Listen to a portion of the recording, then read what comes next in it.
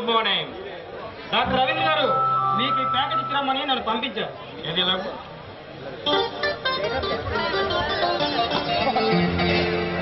రవీంద్ర గారు ఇంకేమైనా చెప్పారా?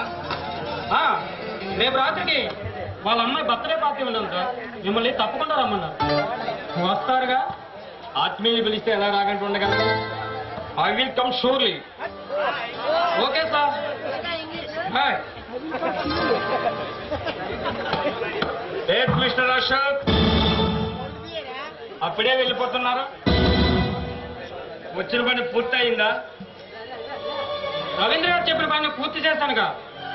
అన్నట్లు నా పేరు అశోక్ అని మీకెలా తెలుసు? ఈ సామ్రాట్ సంగతి నీకు సరిగ్గా తెలియదు మిస్టర్ అశోక్. నువ్వు డాక్టర్ రవీంద్ర గారు పంపిస్తే రాలేదు. నువ్వు నా గురించి తెలుసుకోవడానికి నా ఇంట్లో అడుగు పెట్టావు, అవునా? మీ గురించి తెలుసుకోవాల్సిన అవసరం నాకేంటి? నువ్వు ప్రభుత్వం నియమించిన సిబిఐ ఏజెంట్ అని నాకు బాగా తెలుసు.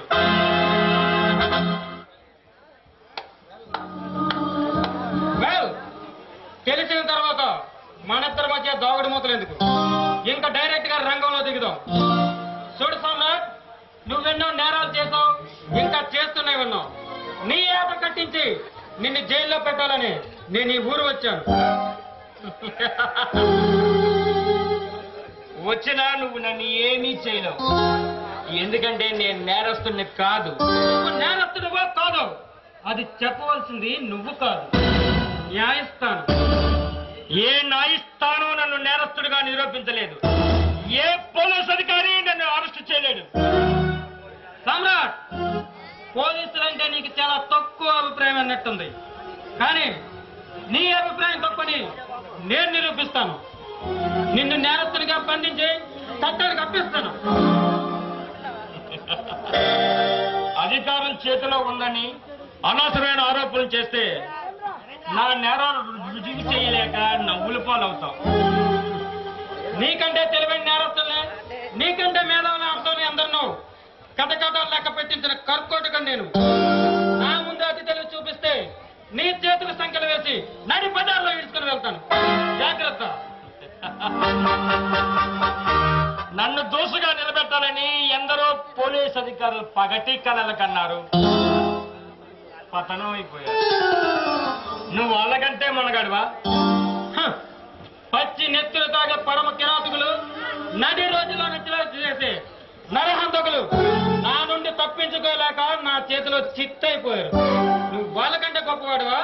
మిస్టర్ అశోక్, నువ్వు దమ్మున్న మొగాడివే అయితే నేను నేరం చేస్తున్నప్పుడు పట్టుకొని నీకు లొంగిపోతాను. అంతేగాని అధికారం చేతిలో ఉందని అనవసరం నన్ను అరెస్ట్ చేయాలని చూస్తే నా చేతిలో నికృష్టంగా చూస్తాను. ఆల్రైట్, నువ్వు చేస్తున్నప్పుడే పట్టుకుంటాను. నిన్ను తిరగలేని సాక్ష్యంతో నేరస్తునిగా నిరూపించి నీకు తగిన శిక్ష వేయిస్తాను.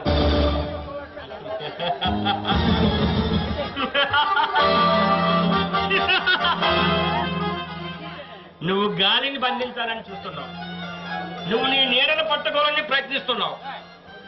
సిన్సియర్ పోలీస్ ఆఫీసర్వే కావచ్చు, చావుకు కూడా లెక్క చేయని ఒక మొనగాడివే కావచ్చు, కానీ సామ్రాట్లో పోటీపడే కెపాసిటీ నీకు లేదు. నలుగురు అధికారులు ఏమార్చినంత మాత్రాన నువ్వు అజేయుడివని ఆనందపడు. నీలాంటి అజేయుడిని అంతం చేసి శాంతిని స్థాపించే అసాధ్యుని నేను.